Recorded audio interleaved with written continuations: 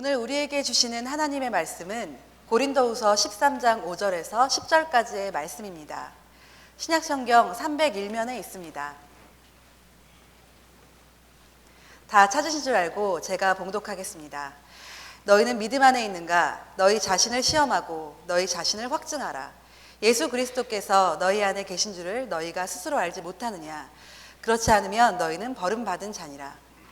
우리가 버림받은 자 되지 아니한 것을 너희가 알기를 내가 바라고 우리가 하나님께서 너희로 악을 조금도 행하지 않게 하시기를 구하노니 이는 우리가 옳은 자임을 나타내고자 함이 아니라 오직 우리는 버림받은 자 같을지라도 너희는 선을 행하게 하고자 함이라. 우리는 진리를 거슬러 아무것도 할 수 없고 오직 진리를 위할 뿐이니 우리가 약할 때에 너희가 강한 것을 기뻐하고 또 이것을 위하여 구하니 곧 너희가 온전하게 되는 것이라. 그러므로 내가 떠나 있을 때에 이렇게 쓰는 것은 대면할 때에 주께서 너희를 넘어뜨리려 하지 않고 세우려 하여 내게 주신 그 권한을 따라 엄하지 않게 하려 함이라. 아멘. 아멘. 여러분, 새 것 좋아하십니까? 새 것. 새 볼펜, 새 수첩, 새 핸드폰, 새 옷, 새 신발. 이 새로운 것에는 늘 설렘이 있는 것 같습니다. 제가 개를 한 마리 키우는데 이 개도 새 것을 좋아합니다. 시간이 지나면 이전 것은 쳐다도 보지 않습니다. 그리고 새 것만 가지고 놀라고 그럽니다. 이유가 뭘까요? 익숙해졌기 때문입니다. 익숙함이 우리에게 주는 유익이 있습니다. 그것은 바로 평안함이라고 하는 것입니다. 그러나 그 평안함이 문제가 될 때가 많습니다. 평안함이 우리에게 실증을 느끼게 하기 때문입니다. 그래서 우리가 물건을 하나 사게 되어지면 끝까지 사용하기가 참 어렵습니다. 비단 물건만 그런 것은 아닙니다. 2019년 살아 있습니다. 구호를 처음 외칠 때만 해도 우리에겐 커다란 설렘이 있었습니다. 살아있다라고 하는 이 외침에는 목소리도 힘이 있었고 그리고 모두 다 우렁찼습니다. 그런데 2019년 마지막 주인 오늘 그때의 설렘과 그때의 힘찬 외침이 있습니까? 한번 살아있어 보자고 깨어 있어 보자고 외침이 함께 다짐하고 될 때 됐던 그날의 마음이 지금까지도 보존되고 있는가라고 하는 질문을 드리고 있는 것입니다. 이제 3일이 지나게 되었지만 2020년이 되니까 새로운 해를 바라본다라고 하는 것 중요한 것이고 그리고 의미가 있습니다. 그런데 올 한 해를 3일밖에 남지 않았습니다만 이것을 마무리를 잘 하지 아니하고 얼렁뚱땅 2020년으로 넘어간다라고 하면 1년 후에 오늘도 지금 이 순간의 모습과 별다를 바가 없을 것입니다. 그러니 우리는 며칠 안 남았지만 마무리에 최선을 다할 필요가 있다라고 하는 것이죠. 여러분, 옷의 품질이 정해지는 것이 무엇일까요? 옷의 품질을 무엇으로 평가할까요? 어떤 사람은 옷의 재질을 이야기합니다. 색깔, 디자인, 그런 것들이 품질을 좌우할 수 있는 것 옳습니다. 그런데 가장 중요한 것이 있습니다. 빼놓을 수 없는 가장 중요한 것은 마무리입니다. 옷의 마감이 깔끔하게 되어 있어야 좋은 품질의 옷이라고 할 수 있는 것이죠. 우리는요, 시장에 나가서 싼 옷에 많이 속습니다. 처음에는 멋진 디자인에 놀랍니다. 거기에 가격 또한 싸니까 한 번 더 놀라게 되어지는 것이죠. 그런데 그 싸게 산 디자인 좋은 물건을 집에 가져와 보니까 실밥도 뜯는 대로 쭉쭉 뽑혀 나오는 경험들이 다 있으실 것입니다. 결국 그 옷은 얼마 못 입고 버리는 일이 생기게 되어지는 것이죠.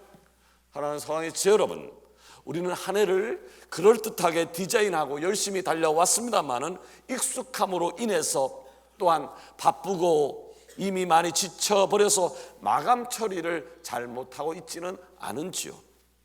기억하십시오. 마무리는 완성입니다. 마무리는 완성입니다. 한 해의 마무리가 잘 되어야 2020년도를 새롭게 시작할 수 있다라고 하는 말입니다. 여러분, 우리가 누군가를 기억할 때 어떤 모습을 기억하나요? 예, 대부분 그 사람의 마지막 모습입니다. 마지막 모습입니다. 근데 하나님도 마찬가지입니다. 우리가 어떤 사람이었는지 중요한 것이 아니라 어떤 사람으로 마무리되어 가고 있는 사람인지로 판단하신다라고 한 말입니다. 그리고 우리의 인생의 끝자락에 마무리를 잘하는 사람들에게 영생을 그리고 축복을 허락해 주실 것입니다. 마무리 잘하는 은혜가 오늘 3부 예배에 참석한 여러분 모두에게 있어지기를 주의 이름으로 축원합니다. 자, 그렇다면 우리가 마무리를 잘해야 되는데요, 마무리를 잘하기 위해서 오늘 무엇을 점검해 보아야 될까요? 예, 첫 번째는 나의 신앙이 얼마나 자랐는가에 대해서 점검해 볼 필요가 있습니다. 자, 연초에 저는요, 살아있다라고 하는 것에 대해서 말씀을 많이 들었어요. 살아있다라고 하는 것은 특징이 있다. 그것은 반드시 성장한다라고 하는 것이었습니다. 자, 그런데 우리의 삶은 어떤가요? 우리 1년간의 신앙은 어떠했습니까? 성장하는 삶을 살았나요? 자, 우리가 마무리를 잘하기 위해서는 올 한 해 어떻게 성장했는지, 아니면 제자리에 머물러 있는지, 아니면 퇴보했는지에 대해서 점검해 볼 필요가 있습니다. 1년 전에 오늘보다 내 신앙이 성장했는가, 아니면 그대로인가, 아니면 퇴보하고 있는가라고 점검해 볼 필요가 있다라고 하는 얘기죠. 1931년 하버트 윌리엄 하인리라고 하는 사람이 산업재해의 사례 분석을 통해서 하인리의 법칙이라고 하는 하나의 통계적인 원리를 발견했는데, 이 하인리의 법칙은 이런 것이었습니다. 가령 어떤 큰 사고가 터졌어요. 큰 사고가 터졌는데 그 사고가 일어나기 전에는 29번의 작은 사고와 300번의 사소한 사고가 일어나게 되어 있다라고 하는 법칙입니다. 큰 사고가 어느 날 갑자기 뻥 터진 것이 아니라 작은 사고와 그리고 사소한 사고가 이미 경고되어졌다라고 하는 말입니다. 그는 보험사의 통계부서에 근무하면서 이런 원리를 발견해서 발표를 했습니다. 자, 이 하인리의 법칙을 통해서 우리가 알 수 있는 것이 무엇인가요? 예, 사소한 사고에 충분히 대처하고 대비할 수 있다면 큰 사고를 예방할 수 있다라고 하는 말입니다. 예, 사람의 성숙이라고 하는 것도 그렇습니다. 자신을 돌아보고 점검하는 사람은 점점 시간이 가면 갈수록 성숙해집니다. 내가 왜 이런 실수를 했는지, 왜 다른 사람과 마찰이 있었는지를 끊임없이 점검하고 반성하는 사람만이 자신의 인격을 성장시켜 나갈 수 있습니다. 우리의 신앙도 똑같습니다. 본문 5절에 보니까 사도 바울은 이렇게 말하고 있습니다. 너희가 믿음에 있는가 너희 자신을 시험하고 너희 자신을 확증하라. 야, 그러게 여러분, 우리의 신앙이 단순히 주일이 되어서 교회에 왔다 갔다 하는 것뿐만 아니라 늘 자신의 신앙 상태를 점검해 볼 필요가 있다라고 하는 말입니다. 곧 나의 신앙을 말씀의 거울에 비춰보면서 늘 살펴보는 지혜가 필요한 것이죠. 이에 사도 바울은 고린도전서 10장 11절 이하에 이렇게 외치고 있습니다. 저희에게 당한 이런 일이 거울이 되고 또한 말세를 맞는 우리의 경계로 기록하였느니라. 그런즉 선줄로 생각하는 자는 넘어질까 조심하라. 자, 자신을 살피는 사람, 내가 어디에 있는지를 자신을 잘 살피는 사람은 늘 겸손합니다. 나를 확인하는 사람은 늘 겸손할 수밖에 없습니다. 그런데 내가 어떤 사람인지를 보지 못하는 사람이 있어요. 나의 위치를 깨닫지 못하는 사람들은 교만합니다. 자만합니다. 그런 사람이 온전한 신앙생활을 할 수가 없게 되어지는 거죠. 자, 그렇다면 우리의 신앙생활을 점검해 보자고요.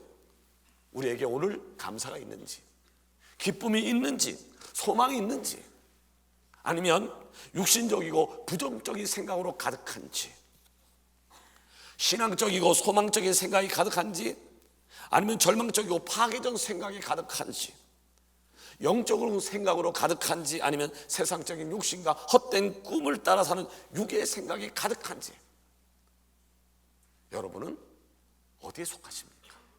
여러분은 지금 어디에 속해 있습니까? 여러분, 올 한 해 3일밖에 안 남았지만 마무리 잘 하고 싶으십니까? 자, 그렇다면 방법이 있어요. 그것은 바로 좋지 않은 것들을 걷어내는 거예요. 내 안에 있는 좋지 않은 습관, 좋지 않은 생각, 좋지 않은 액션, 이런 것들 다 걷어내어지는 거예요. 그리고 좋은 것들이 있다라고 하면 더욱 풍성하게 늘려나가면 되어지는 것이죠. 바로 이것이 성숙인 것이고 이것이 성장이라고 하는 것입니다. 바라기는 늘 깨어서 살아있어서 제자리에 머물러 있는 신앙이 아니라 날마다 성장하는 신앙인이 되어지기를 주의 이름으로 축원합니다. 두 번째로 우리가 마무리를 잘해야 되는데, 마무리를 잘하기 위해서 점검해야 될 것이 뭘까요? 그것은 내가 선을 행하며 살았는지를 점검할 필요가 있어요. 선을 행하며 살았는지. 자, 성도는요, 삶을 통해서 반드시 드러내야 될 것이 있습니다. 반드시 풍겨야 할 향기가 있습니다. 그것이 뭔가요? 고린도서 2장 15절에 보니까 우리는 구원받는 자들에게나 망하는 자들에게나 하나님 앞에서 그리스도의 향기다 라고 했습니다. 우리는 예수 그리스도의 제자로서, 하나님의 자녀로서, 내가 직장에 있든 가정에 있든 친구를 만나든 어디를 가든 응당 그분의 모습을 삶을 통해서 나타내줘야 되는 거죠. 그래서 사도 바울은 7절에 이렇게 말합니다. 우리가 하나님께서 너희로 악을 조금도 행하지 않게 하시기를 구하노니 이는 우리가 옳은 자임을 나타내고자 함이 아니라 오직 우리는 버림받은 자 같을지라도 너희는 선을 행하게 하고자 함이라. 선을 행하는 것, 착한 일을 행하는 것, 그것이 바로 하나님의 뜻이라는 거예요. 선한 일을 행하는 것이 하나님의 뜻이라고 하는 거예요. 그러게 무슨 일이 있어도 악을 멀리하고 선을 행하는 것, 그것이 그리스도인의 본분입니다. 그런데 자, 악을 멀리하고 선을 행하는 것이 그리스도의 본분이고 주님이 우리를 향한 뜻이라는 건 알지만 이것이 쉬운 일입니까? 쉽지 않아요. 쉽지 않아요. 왜 쉽지 않을까요? 예, 세상은 이미 악해질 대로 악해져 있어요. 악해질 대로 악해져 있어요. 또 선악의 경계가 아주 모호해요. 어떤 것이 선인지 어떤 것이 악인지에 대해서 분간이 잘 안 갈 정도입니다. 미국의 유명한 소설가죠, 어니스트 헤밍웨이는 선과 악에 대해서 그의 글에서 아주 명쾌하게, 아주 재미있게 표현을 해놨습니다. 그분은 이런 얘기를 했어요. 선이란 첫맛은 역하지만 뒷맛이 좋은 것이다. 악이란 첫맛은 좋지만 뒷맛이 역한 것이다. 참 재미있는 글이고 의미 있는 글입니다. 이렇게 악의 시작은요 늘 그래요. 악의 시작은 늘 달콤합니다. 먹음직하고 보암직한 거죠. 달콤합니다. 아담과 하와가 선악과를 따먹었을 때를 기억한다면 우리는 악이 얼마나 달콤한 것인가에 대해서 이해가 갈 것입니다. 그런데 아담과 하와가 그렇게 먹었던 선악과 그 결과로 어떻게 됐습니까? 하나님과 단절되었죠. 하나님과 단절되어서 하나님과 인간의 분열의 역사가 시작되게 만들었습니다. 그리고 끊임없이 선과 악의 팽팽한 대립 속에서 이 시대를 살아가게 만들었습니다. 하나님 여러분, 우리는 예수 그리스도를 믿는 순간, 그것이 5년 전이 됐든 20년 전이 됐든 예수를 믿는 순간 하나님의 자녀가 된 줄로 믿습니다. 자, 그렇다면 내가 하나님의 자녀라고 하는 확신이 있다라고 한다고 하면 그분께서 유혹에 빠지지 않으시고 자신을 버리시면서까지 선을 지켰던 그 모습을 우리의 삶을 통해서 우리도 재현해 나가야 되지 않겠습니까? 7절 중반부를 다시 볼까요? 오직 우리는 버림받은 자 같을지라도 너희는 선을 행하게 하고자 함이라. 우리가 버림받은 자 같을지라도 반드시 지켜야 될 것이 있다라고 하는 것이죠. 무엇입니까? 선이에요. 착한 일이에요. 여러분은 주변 사람들에게, 늘 만나는 사람들에게, 직장 동료에게 당신 참 집사 같아, 참 그리스도인 같아, 어쩌면 그렇게 신실해 라고 하는 소리를 듣습니까? 늘 만나는 친구와 이웃들에게 당신은 그리스도인 같아, 역시 달라라고 하는 소리를 듣는가? 라고 하는 겁니다. 우리는 지난 성탄절 날 감사 예배로 하나님께 영광을 돌리는 기쁨을 얻었습니다. 성탄절 축하 예배 시간에 유치부, 유년부, 초등부, 중등부, 고등부 학생들의 발표회를 가졌고, 그리고 찬양대에 성탄 칸타타를 통해서 성탄의 기쁨을 모두 공유했습니다. 우리 교회가 참 대단하다라고 하는 것은 어떤 행사를 할 때마다 다시 한번 깊게 느끼곤 합니다. 자, 성탄 예배를 마친 우리는 권사님들이 정성껏 준비해준 그야말로 너무 맛있는 떡국을 먹고, 우리 지역 상가 분들에게 250여 가게를 찾아서 우리가 준비했던 선물을 전달하면서 아기 예수 탄생의 의미를 소개했습니다. 2시부터는 장로님들과 안수자님 그리고 기관장 청년들이 찬양에 맞춰서 연신의 물빛공원에서 1,004개의 선물을 지나가는 행인들에게 전하면서 메리 크리스마스를 외쳤습니다. 자, 그런데 여기에서 우리가 생각해 봐야 될 것이 있습니다. 이런 일을 함이 그저 서강교회를 알리기 위함입니까?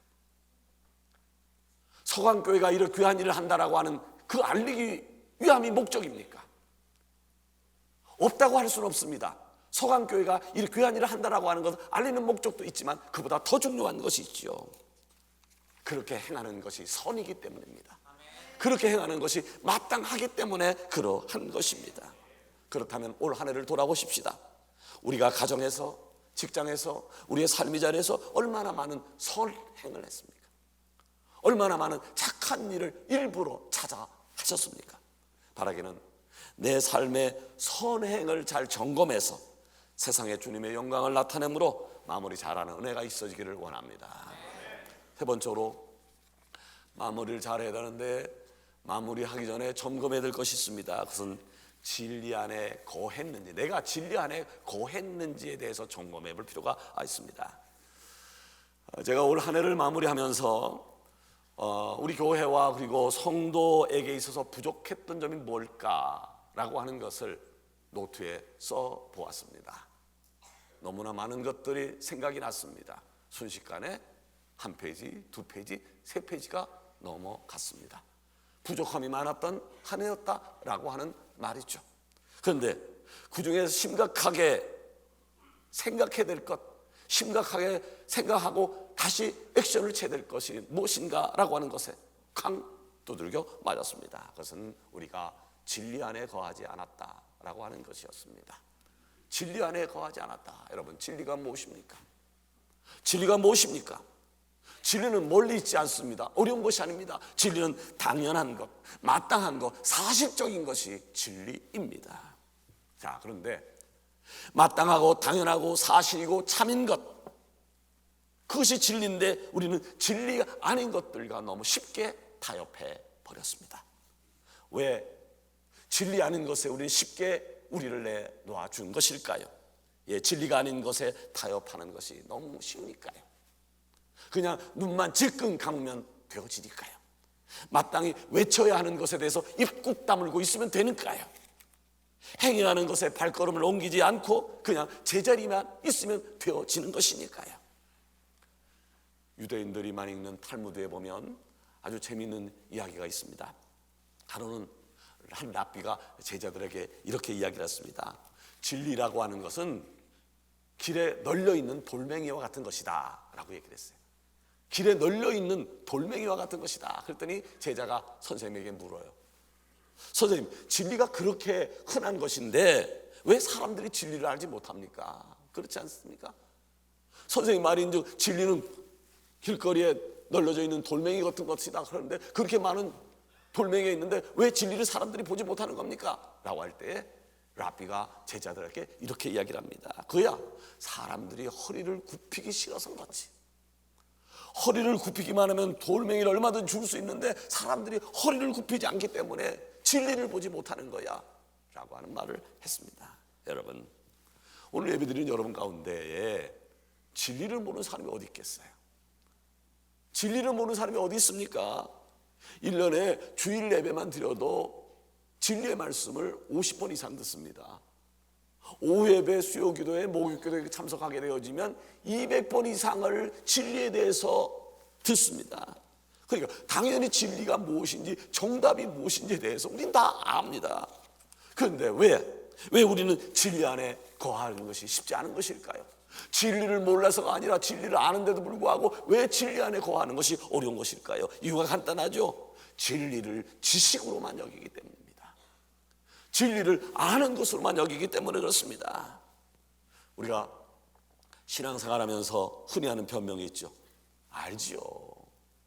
알지만 삶이 바빠서요, 먹고 사는 게 너무 힘들었어요, 힘든 일이 너무 많아요, 이것만 지나면요. 우리는 예배의 자리를 사수해야 된다는 거 다 압니다. 직분자라고 하면 공예배에 의무적으로 참석해야 된다는 것도 압니다. 어떤 자세를 가지고 어떻게 행동해야 되는지 다 압니다. 그런데 알기만 합니다. 아는 것이 너무 많아요. 그런데 알기만 합니다. 온 맘 다해 온 힘 다해 실천하지 않습니다. 그렇게 살다 보니까 결과가 어떻게 되겠나요? 삶이 변화되지 않는 거죠. 삶이 변화되지 않습니다. 삶이 변화되지 않으니까 그냥 그 모양 그 꼴로 살게 되어지는 것이죠. 자, 그렇다면 진리 안에 거하는 것이 무엇일까요? 너무 쉬워요. 진리를 아는 것으로 끝내지 말고 그것을 행동으로 옮기는 거예요. 진리를 아는 것으로 끝나지 않고 그것을 행동으로 옮기는 거예요. 자, 그런데 진리를 알아요. 그런데 진리를 알지만 그와 반대되는 삶을 살면 어떻게 되는 것인가요? 그에 대해서 사도 바울은 8절에 이렇게 얘기를 합니다. 우리는 진리를 거슬러 아무것도 할 수 없고. 여러분, 진리를 거슬려면 어떻게 되는 줄 압니까? 아무것도 할 수 없어요. 살아있지만 살아있는 것이 아닌 상태가 되어진다는 거예요. 숨을 쉬지만, 교회는 다니지만, 직분은 받았지만 주님이 원하는 삶, 주님이 인정하는 삶의 자세가 아니다라고 하는 이야기입니다. 이 말씀을 맺으려고 합니다. 용두삼이라고 하는 말이 있죠. 시작은 그럴듯한데 마무리가 좋지 않다라고 하는 뜻으로 사용되어집니다. 혹시 올 한 해 용두삼위의 해가 되지 않았습니까? 자, 그렇다면 2019년 3일 남았는데 최선을 다해서, 얼마 안 남았지만 최선을 다해서 한 해를 점검하고 마무리하는 시간을 가질 필요가 있습니다. 나는 신앙의 성장을 이루었는가? 나는 선을 행하며 살았는가? 나는 진리 안에 거했는가? 자문자답해 보시기를 바랍니다. 그래서 마무리 잘해서, 마무리 잘하면 2020년 다가와도 내 것으로 만들 수 없습니다. 승리할 수 없습니다. 남은 3일 마무리 잘해서 새로운 해를 받아들이는 축복이 여러분 가운데 있어지기를 주의 이름으로 축원합니다.